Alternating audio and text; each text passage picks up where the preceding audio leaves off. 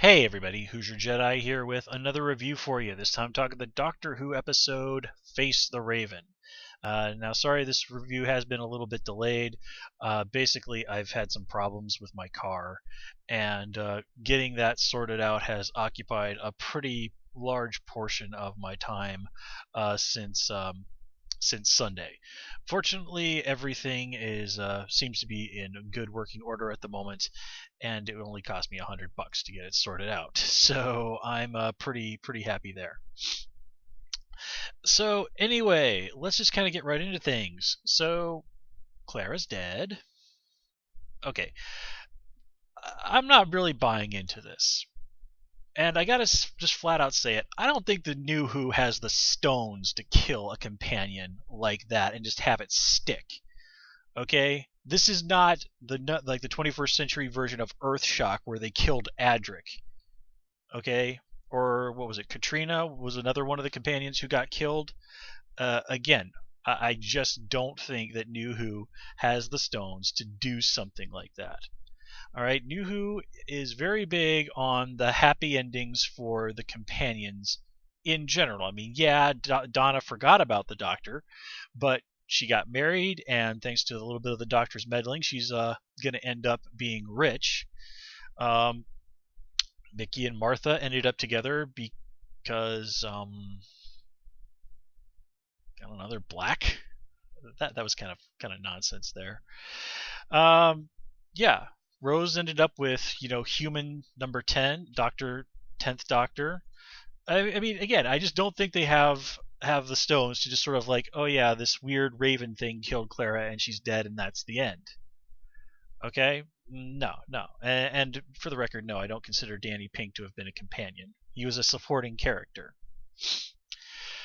So yeah, let me just be very clear about that. Okay, I think I've been clear about that.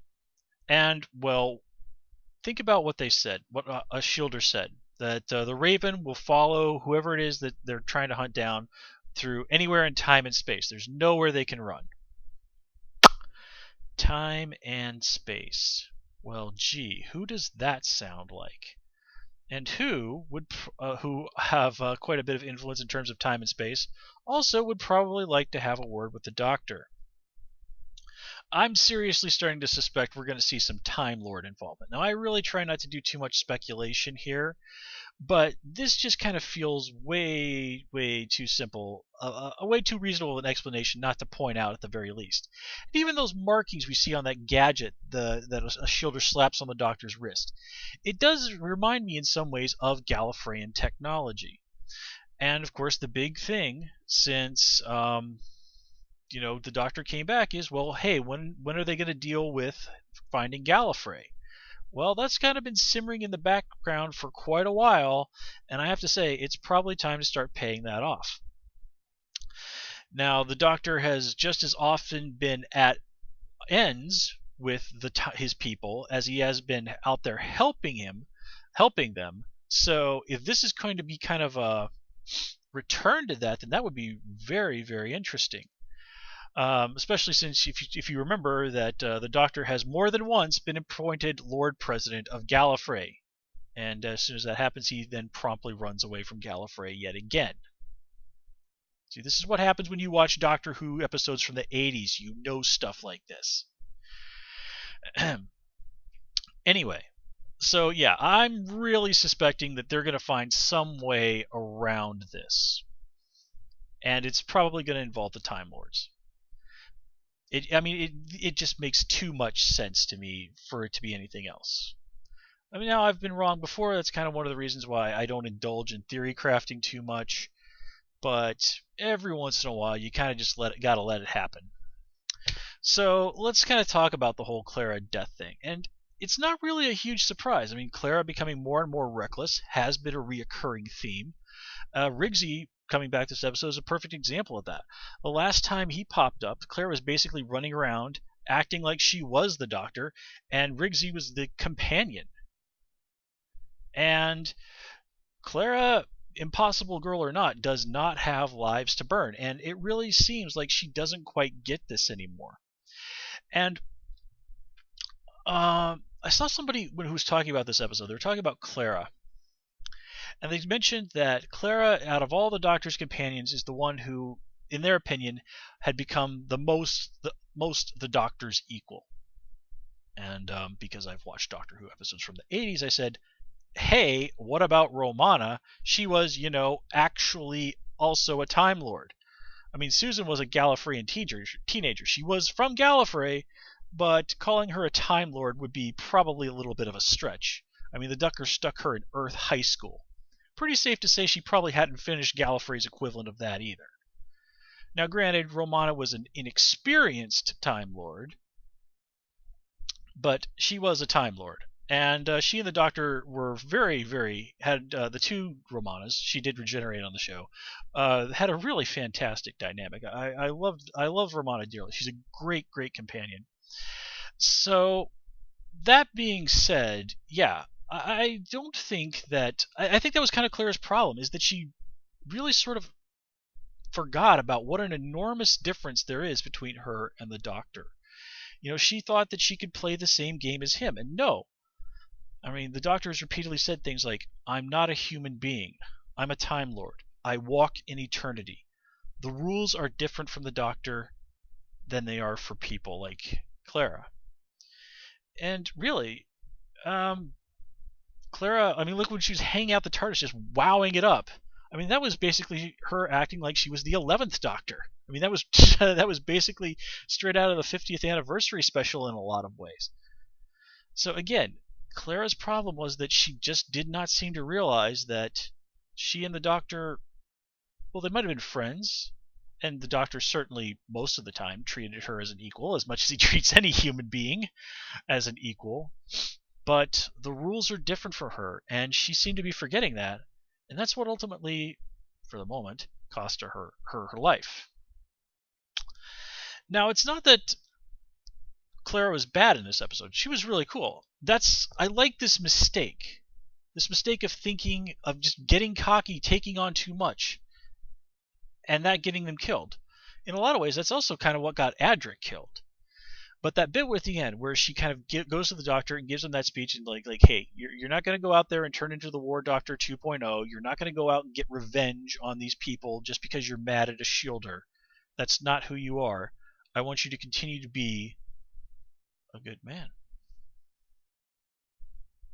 That face is there for a reason.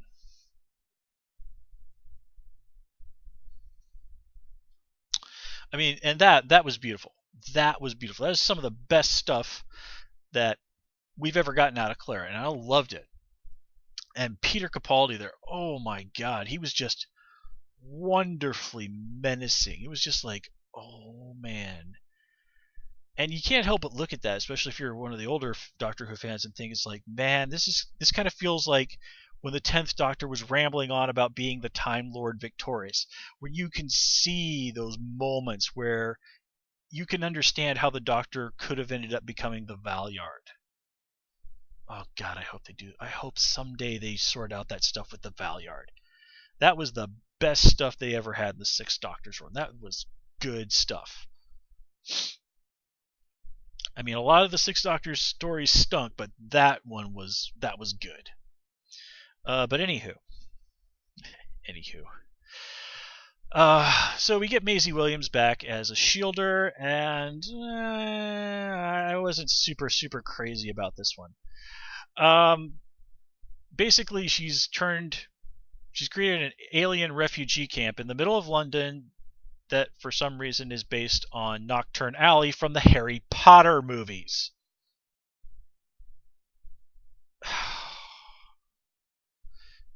Why the heck would you even put this in the middle of London anyway, considering that London is basically the epicenter of all the crazy happenings with aliens on the entire damn planet? Okay? You're trying to stay hidden. If you're trying to stay hidden, you don't do it in the middle of Times Square or Piccadilly Circus or what have you. Let's go off to, like, I don't know, some crappy, boring part of Wales and set up a hippie commune or something. I don't know. And why in the world was this guy's name, one of the guys there, named Rump? Look, I'm not going to sit here and pretend to be an expert on British English, but I'm pretty sure people who speak British English are aware of the fact that the word rump is basically butt. I mean, what is this? This is the second episode in a like a week where I've had a character whose name basically means butt, as in what we sit on. In my Star Wars Rebels, they had the character named Ketsu, which is basically the Japanese word for ass.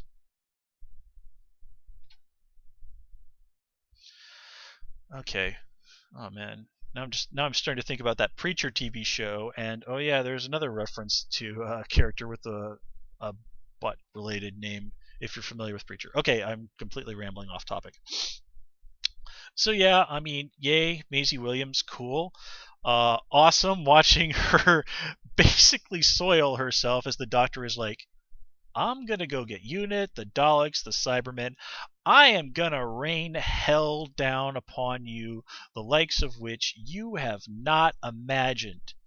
I mean, Samuel L. Jackson would be in awe of what I am gonna do to you. So, yeah, I mean, that was great. That was just great stuff. And I don't know, I don't really feel this whole mayor of Toontown kind of thing that she has going on here with the aliens. I mean, really, this is the best you could think of to deal with cleaning up after the Doctor? I mean, this place sucks. Your refugee camp sucks.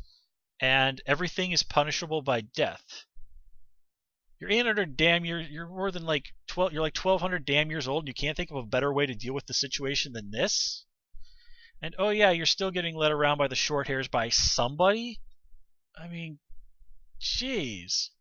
If you're this hybrid that's supposed to be some enormous threat, then man, you're doing a sucky job of being a major threat so far. And never mind this whole thing of like you don't even remember your own memory, your name from when you were still a normal human being. That's not how frickin' memory works. The more you remember something, the more ingrained it becomes. And things like your name, I mean, yeah, they're trying to push this whole thing. It's like, oh, she's been alive for like 1,200 years. Her memory is finite. Okay, I can imagine that. But things like that are just too ingrained in people. I mean, I just can't buy it. I mean, yes, I know it's just TV, it's Doctor Who, and there's all this goofiness, and don't think about it too damn hard. Okay, I understand that all of that is in play, but that still doesn't really change that a person is probably just simply not ever gonna forget their name. I mean, I just sort of think about the Immortals on, for example, the old Highlander TV show. We had some of them like Mythos who had been alive for like 5,000 years. It wasn't so much that he didn't remember what his original name was, he just didn't care anymore.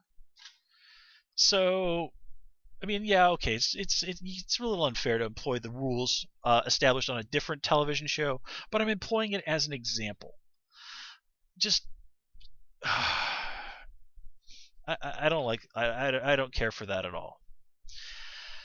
So, yeah. Now, I don't think they're trying to set up Rigsy as the new companion. I mean, he apparently has a wife or a girlfriend. He's the mother. He's the mother. Jeez.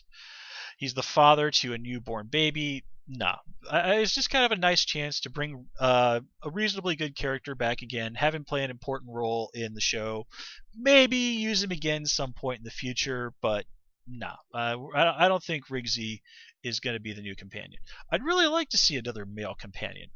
We haven't seen that enough we haven't seen that in a while, and I just kind of think that male companions bring kind of a little bit of a different dynamic. Try as they might, with Donna being the exception, New Who base companion go-to companion is pretty young girl who has a thing for the Doctor. Okay, now again, Donna exception, but still. And while Rose and Martha and Clara and Amy have all been cool characters and I loved them, again, you kind of see where it goes. Now, granted, they did sort of only kind of hint that Clara thought that was kind of into the Doctor in that way, and obviously that evaporated once he was no longer Matt Smith. But still, I kind of would. I think it would be kind of cool to kind of go back to that dynamic of having the Doctor having a male and a female companion. I always thought that things worked pretty well when they had that going on. But that's just my take on things. Honestly, I personally think my favorite TARDIS crew, when it was the Doctor and more than one person, was when he had Adric, Nyssa, and Tegan. Yeah, I know. A lot of people hate Adric, and I understand why. But you know what? The thing about Adric that I always liked was he actually seemed like a realistic teenage boy.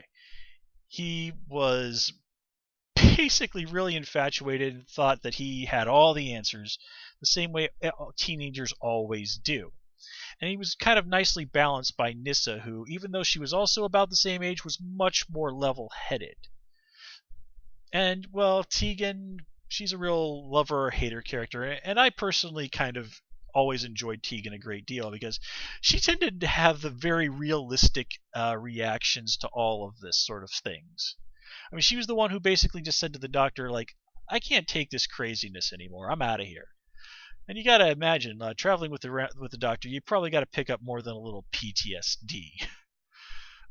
So, there we go, guys. That's really all I had to say about this episode. Some amazing acting moments for Peter Capaldi and from Jenna Coleman, but Maisie Williams felt like they could have done something better than this with her, and just the whole story of what was going on here.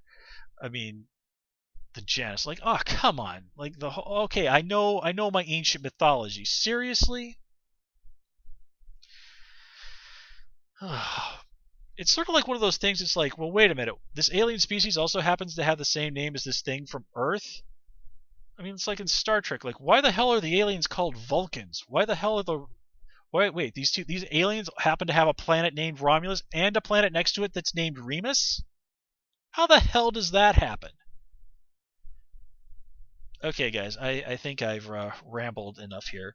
So I'm going to call it. And so as always, please comment, rate, and subscribe. And of course, you can follow me on Twitter at Hoosier Jedi. Until next time, take care and have a good one.